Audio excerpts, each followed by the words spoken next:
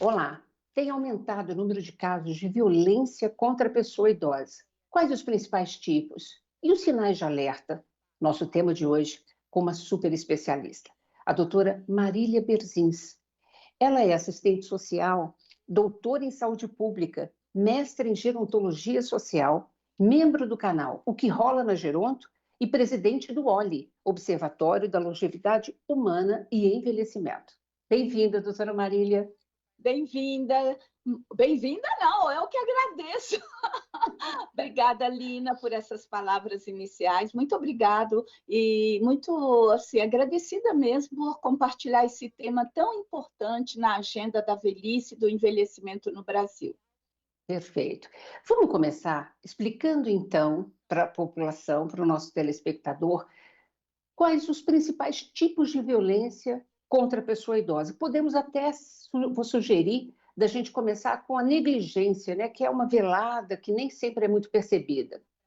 Olha, são vários os tipos de violência contra a pessoa idosa. Aliás, nós estamos chegando em junho, que é o mês, não é, que é dedicado a chamar a atenção da sociedade, da família, do Estado sobre as diversas formas de violência que as pessoas idosas sofrem, né? São várias e elas vêm de uma herança de como a gente começou a dar atenção à criança, também na pessoa idosa, elas são semelhantes às classificações. Você começou chamando a atenção da negligência. Negligência e abandono andam juntas. São conceitos diferentes, mas geralmente elas acontecem numa mesma situação, não é? Negligência é quando você não presta aquele atendimento que é devido à pessoa idosa. E abandono também refere-se a isso. Eu não ligo, eu não presto o que ela precisa, eu não levo alimento, se é uma pessoa que é incapaz de sair de casa, o filho, ou quem é responsável deveria providenciar as compras, o medicamento, a roupa. Então, e a negligência, eu não tenho nada com isso, você não me importa, se vira. Então, esse tipo de negligência e abandono são muito comuns e muitas pessoas idosas não percebem que isto é um ato de violência contra si. E a gente está aqui para chamar a atenção sobre isso. Foi muito importante você ter falado isso, esse alerta para a própria pessoa idosa, né, Marília? Ela não percebe ou, às vezes, o quê? Ela tem medo de falar, ela fica calada e sofre sozinha? Sofre sozinha e a gente ainda tem na nossa sociedade um valor muito cruel com as pessoas idosas.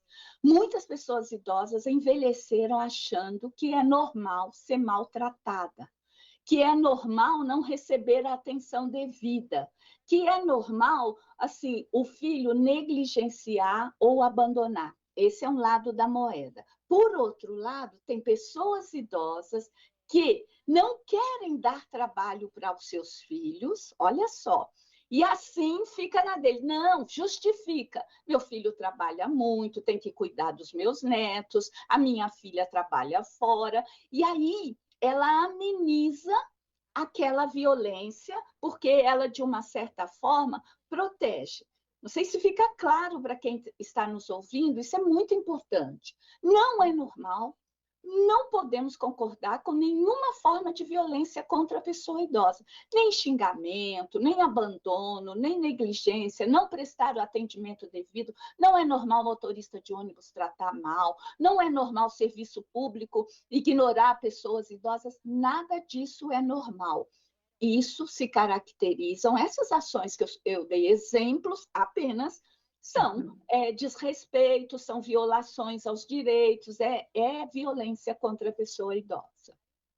Acaba entrando, acho que nesse processo também, o próprio preconceito, essa discriminação que você acabou de citar, né, que a gente tem falado tanto sobre idadismo também, né?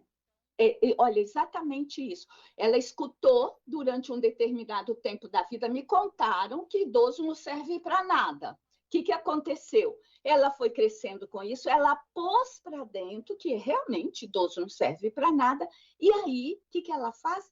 Ela recebeu, introjetou e agora ela repete o discurso. É normal. Isto é idadismo, que é esse conjunto negativo que a sociedade construiu em relação à velhice, e a própria pessoa idosa ouviu, reconheceu e manifesta isso. E qual é Então, Claríssimo. é importante que, primeiro, nenhuma forma de violência é aceitável. Não pode um motorista do ônibus, que a gente escuta muito isso das pessoas idosas, ela está lá 10 minutos, 5 minutos que seja, esperando o ônibus, o motorista vê ela parada no ônibus, e eu estou trazendo assim, um exemplo bem claro do que é idadismo, um motorista que não é idoso, que é jovem, meia idade, ele pensa na cabeça dele, o que é essa velha? O que é esse velho? Olha, já o velho aqui é quem não tem utilidade, não fala a pessoa idosa, está fazendo no ponto do ônibus. Ela devia estar em casa. E vai encher meu saco aqui no ônibus, vai ficar em pé, vai perguntar o que não deve, vai demorar a entrar. Olha só, vai atrasar minha viagem. Aí ele faz de conta que não vê e segue em frente. Ou seja, o motorista está representando um pensamento da sociedade que lugar de velho é no asilo ou dentro de casa. Quem tem que estar no ponto de ônibus, na cabeça dele, é quem trabalha, quem produz. E ele pensa que os idosos não contribuem com a sociedade. Então, quando você está dizendo de idadismo, olha como ela é velada, ela é explícita, não é? Essas ações, velada, porque o idoso fala, é mesmo, né? Eu devia ter ficado em casa, agora é para quem trabalha, não é? Então, ele absorve e ele repete com um ato de não reclamar, de não denunciar. Então, é isso tudo que a violência contra a pessoa idosa vem chamar a atenção. Não é? Não é normal ser maltratado, ser negligenciado, ter seus direitos negados. E aí, dentro dessa perspectiva dos tipos de violência, podemos falar ainda, só para complementar, porque eu acho que essa abordagem é mega importante, Sim. a violência psicológica. Olha, a gente não tem dados assim certeiros de quantas são as violências que as pessoas idosas sofrem, porque ele não reconhece, então ele não denuncia, a gente não conta e não vai saber, ela é subnotificada. Mas a violência psicológica talvez seja mais praticada em relação às pessoas idosas que nós temos, não é? Então, o que acontece? A psicológica é aquela pelo uso da palavra na afirmação ou na negação. Vou melhorar o conceito. Sua velha, você é chata. Se não fosse por você, minha vida teria outro sentido. Estou dizendo um discurso de um membro da família, tá? Xingamento, velha, chata, até palavrões, né? Esta é o uso da fala. Dizem que assim, uma palavra maldita, no sentido de não dita corretamente, ela às vezes pode trazer um dano maior do que uma violência física, que é aquela agressão através de um ato no corpo da pessoa. Então, essa violência, ela é sentida, ela dói na alma, um xingamento, uma palavra dura, uma maldade, uma mentira. Por outro lado, tem a violência psicológica, que é não falar, é ignorar, é silenciar. A mãe, a avó vai conversar com a filha, com o neto, com um parente, ele faz de conta que não escuta. Esta é uma violência também psicológica. É claro que esse conceito da violência psicológica ele é bem amplo, mas assim, para a gente objetivar o seu propósito aqui, eu estou tentando ser bem objetiva de dizer que a violência psicológica é aquela que faz pelo ato de falar, né, de torturar, não é, de negar, de xingar ou ignorar a pessoa. É a palavra não dita, que a pessoa fala, eu não existo, ela não me reconhece. Eu já atendi pessoas que as filhas, né, a filha, especialmente dessa idosa, proibiu a neta dela de chamá-la de avó. Você sabe o que isso representa para uma pessoa? É a morte. Então, violência psicológica é extremamente comum e, às vezes, o idoso não vai denunciar, porque ele nem sabe que aquilo é violência. E se sabe, como é que a pessoa vai denunciar o filho, a filha, o tio, a prima, às vezes até o cônjuge, né, Marília? Bem, maridos também cometem violência. E eu acho não, as pesquisas têm nos dito, isso não é achismo, né? De que assim, é muito difícil para a pessoa idosa formular uma violência, porque ele é membro da sua própria família pela ordem. Filhos, filhas, netos, netas, os cônjuges também entram, os companheiros, as companheiras também entram nesse grau, ou seja, moram geralmente no mesmo espaço físico, não é? E mais, há um sentimento de vergonha. Eu vou dizer que meu filho está me maltratando, eu vou lá procurar um serviço, a polícia, por exemplo, dizer assim: olha, minha filha está me maltratando. É um ato vergonhoso, né? E tem outro mais grave, além disso. Olha, é difícil dividir da mesma casa, é um membro da própria família, numa íntima relação, e tem um sentimento de culpa. A pessoa idosa às vezes sente que foi ela que errou. Eu criei meu filho errado. Aí ela pega aquela violência e põe no colo. É culpa minha, foi eu mesma que errei. Olha, eu ainda gostaria que você mencionasse alguns outros tipos, tipo Vamos lá. violência sexual, violência financeira, também comuns, né, Marília? Então, sendo bem assim, para todos terem a ideia da dimensão dessa situação, você começou pela sexual. Gente, pessoas idosas também sofrem abuso sexual. Não é só a garota, a moça, a meia-idade. Pessoas idosas são violentadas sexualmente por membros da família ou pessoas de outras fora da sua casa. Portanto, tem que prestar atenção e há sinais que ela pode dizer. Até profissionais de saúde podem abusar dessas pessoas. E hoje o conceito da violência sexual é muito mais amplo, ele não se restringe à penetração, mas a passar a mão, a abusar. Eu já tive uma história de uma idosa que foi o menino que ela morava com o neto, ou melhor, o neto morava com ela, inverteu-se a lógica, e ele deixava os colegas deles, dependentes químicos, de abusar sexualmente da sua avó para pagar as contas que ele usava. Então, assim, a gente vê que, nossa, que absurdo, mas essas coisas existem frequentemente. Então, violência sexual. A gente tem também a violência financeira ou patrimonial, também talvez no top dos tipos de violência, muito comum. Pesquisas têm apontado que esses empréstimos consignados, e aí eu vou dizer maldito no sentido negativo, diferente daquele maldito que eu falei, assim, o idoso faz um empréstimo não para si, mas para responder uma questão dos membros da família, e às vezes por 30 meses de desconto na sua aposentadoria pequena, que faz uma falta danada.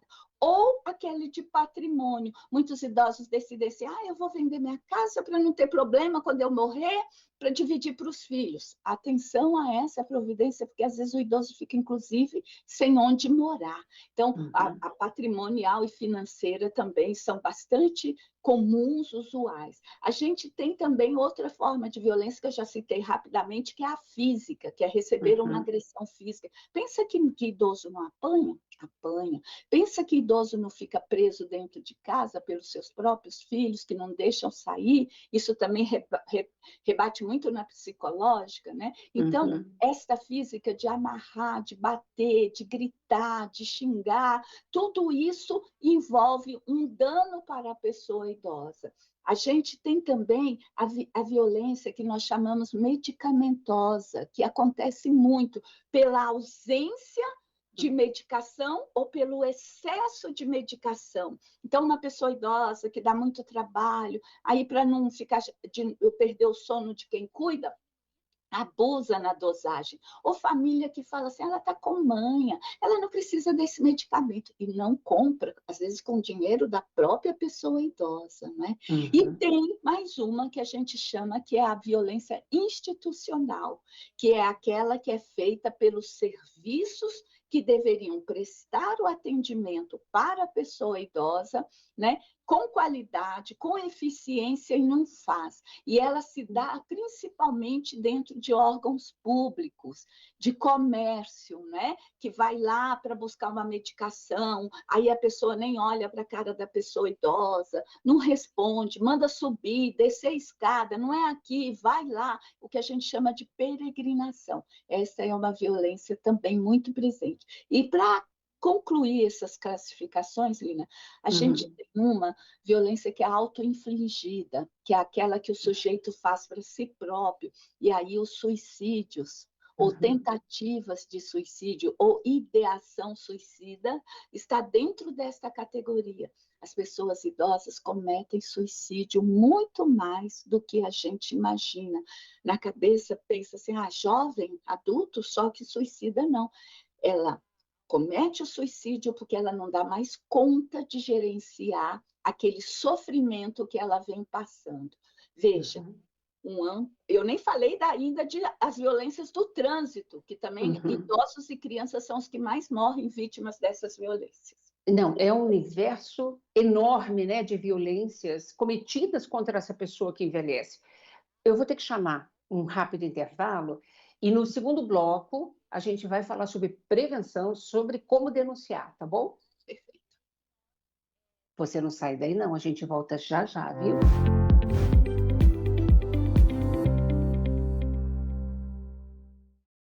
Caso você queira enviar perguntas ou sugestões, é só apontar o seu celular no QR Code que está aparecendo aí na sua tela.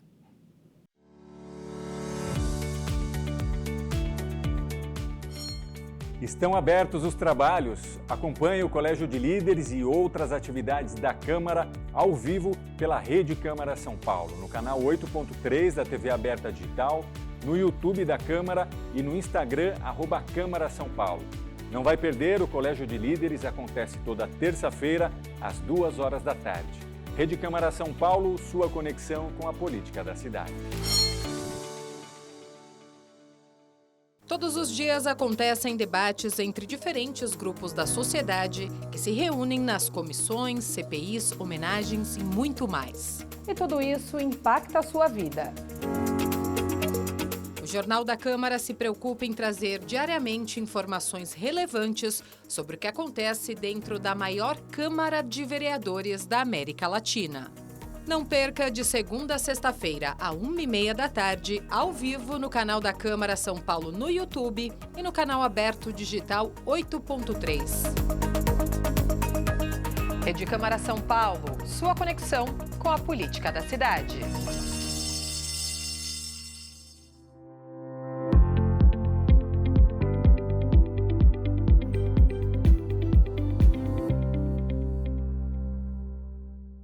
Voltamos conversando hoje sobre prevenção, como combater a violência contra a pessoa idosa, com uma das principais especialistas no assunto, a doutora Marília Berzins, presidente do OLI.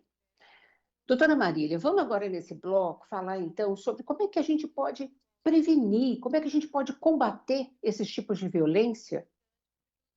Olha, Lina, esse seu programa, essa conversa que nós estamos tendo agora já é uma forma de combater, de enfrentar essas violências, porque é com a informação, sobretudo, que a gente avança no combate à violência contra a pessoa idosa. Então, felizmente, desde 2006, o Brasil já está falando muito sobre violência contra a pessoa idosa. Eu me lembro da primeira vez que nós fizemos este evento, hoje já entra na agenda dos profissionais da saúde, dos profissionais da assistência social, o mês de junho, e especialmente o dia 15 de junho, que é o Dia Internacional, né, de falar da conscientização da violência contra a pessoa idosa. A informação é fundamental. Uma outra forma, né, que eu acho que é fundamental, é o Estado brasileiro se comprometer com este assunto, na medida em que violência é um assunto de saúde pública, conforme preconiza a Organização Mundial de Saúde. Como que isso se dá? Treinando os seus profissionais, especialmente da saúde, para identificar os casos suspeitos ou confirmados de violência. Tem um formulário que precisa ser preenchido. Na medida que eu escrevo que aquele caso é confirmado ou suspeito, eu jogo no sistema que acende o alerta. Precisamos treinar mais, precisamos informar.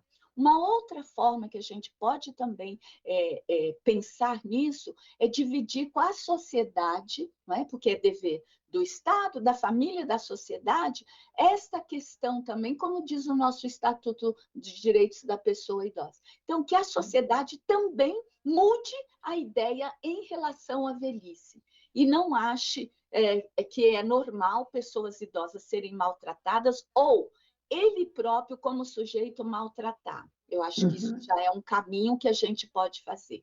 A outra forma é as pessoas idosas, né, também se conscientizarem da violência, denunciarem, procurarem os serviços de saúde, da assistência, de tal maneira que eles possam ouvir, ter um lugar de escuta. E hoje a gente já tem alguns instrumentos para isso, que eu creio que em breve a gente volta a falar sobre isso. Mas só Uhum. pensando, eu estou dividindo a responsabilidade. Nós temos os conselhos de direitos da pessoa idosa, que é Uhum. um órgão extremamente importante, não só os conselhos, mas os fóruns, para pôr sempre em pauta essa situação. Diga não, acho que o mais importante é isso, diga não à violência contra a pessoa idosa, né?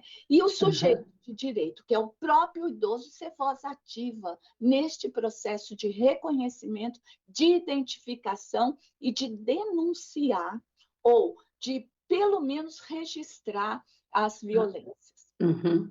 Agora, Marília, você mencionou a questão de alguns sinais de alerta, né? Tanto por parte dos profissionais de saúde e também por parte, às vezes, de outros parentes dessa pessoa idosa, da vizinhança. Então, pode explicar para a gente alguns modelos, alguns exemplos de sinais de alerta para as pessoas ficarem atentas?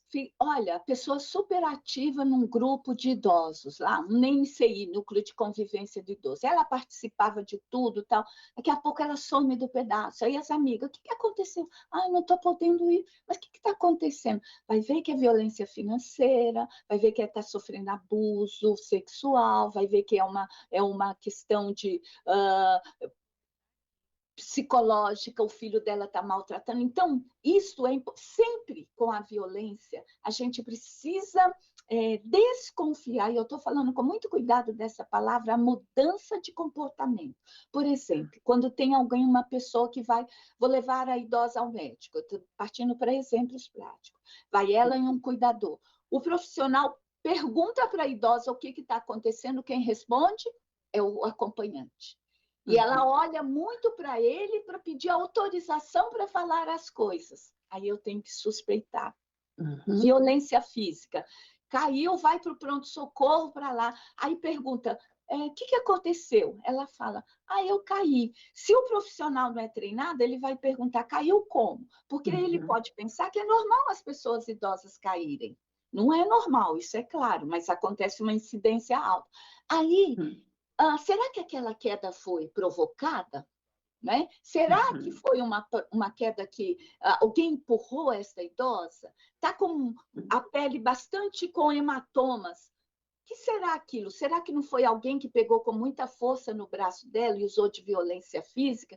Então, nós Uhum. temos que desconfiar, porque muitas vezes essa pessoa idosa não tem fala, não tem como manifestar. E eu tenho que perguntar como profissional. Daí a importância do treinamento para os profissionais estarem atentos aos sinais, sintomas da violência. E, às vezes, nós temos uma cartilha no município de São Paulo que diz diretamente para os profissionais da saúde como intervir no caso de achar que tem alguma coisa suspeita para confirmar, e tem dicas bastante interessantes, bem valiosas. Eu tive a oportunidade de traduzir este documento do governo espanhol e é disponível para formar os profissionais. E as visitas que, por exemplo, uma assistente social faça na casa, ver que casa é essa, se tem comida, se não tem. Então, tem muitos sinais.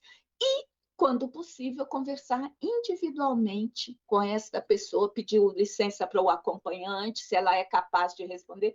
Eu queria saber. E nunca um profissional pode oferecer mais daquilo do que ele pode fazer, senão a gente gera uma situação muito desfavorável a essa pessoa idosa. Uhum. Perfeito. Eu soube de casos de Uhum. vizinhança, de Uhum. vizinhos, que suspeitava, mas por medo, às vezes assim, como é que eu denuncio? E se voltar contra mim isso? Mas Isso. será que é realmente essa pessoa idosa está sendo É. vítima de violência? Então, como é que a gente denuncia isso e como a gente lida com essa, não digo culpa, mas esse entrave, o medo de fazer a denúncia? Então, as denúncias, elas são garantidas pelo sigilo, a pessoa não vai ser identificada, né? E até profissionais têm medo de fazer nós temos uma ficha na saúde, né, que é aquela ficha de notificação, não é denúncia, ela está notificando. E muitos profissionais, quando a gente faz o treinamento, têm exatamente o medo de que, olha, o agressor vai partir para cima de mim, mas os serviços que nós temos não precisa a pessoa se identificar. E ela cumpre o seu papel quando fazer essa ação em benefício do outro. E não caberá a ela constatar se há ou não a violência, mas vai competir aquele serviço que distribui, né? A gente tem o Disque Denúncia, o 181, né? Do Ministério dos Direitos Humanos. Eu não sei se eu estou enganada, né?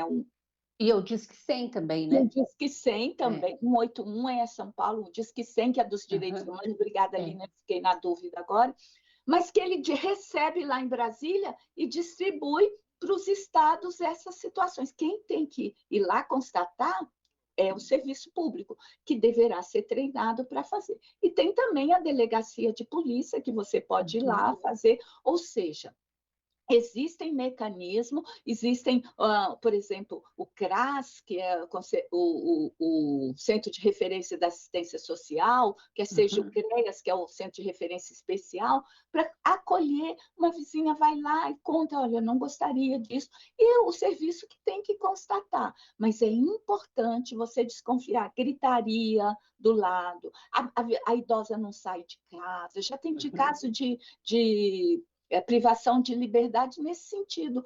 O filho saía, ela ficava presa, ficava sem comida, às vezes ele não voltava. Os vizinhos são bem preciosos nessa situação, porque eles veem tudo acontecer. Perfeito. Então, assim, nós estamos encerrando, chegando ao final do programa. Eu vou só repetir aqui, então, Disque 100, é denúncia anônima, funciona 24 horas por dia, importantésimo, como a doutora Marília acabou de explicar para a gente, suspeitou, denuncia. A gente pode estar salvando uma vida, devolvendo qualidade de vida a essa pessoa que envelhece no Brasil, né, Marília? É isso aí. Eu gostaria, por gentileza, de uma consideração, de um alerta final seu no nosso programa. Olha, gente, prestem atenção nos seus vizinhos, você que está na família, qualquer caso de violência, toca para frente, vai em defesa dessas pessoas, porque nós acreditamos que envelhecer com dignidade é um direito humano fundamental. Diga não à violência contra a pessoa idosa e colabore nisso. E que a gente tenha uma longa vida, e uma longa vida boa e com dignidade. E com interação entre as gerações, né, Marília? Exatamente, é isso aí, é isso aí. Muito obrigada, viu, Lina? Muito obrigada. Eu que agradeço a sua participação, como sempre, muito esclarecedora, Marília. Super obrigada. O programa fica sempre aberto a você, viu? Com temas tão importantes. Obrigada. Obrigada a você também que nos acompanhou por aqui.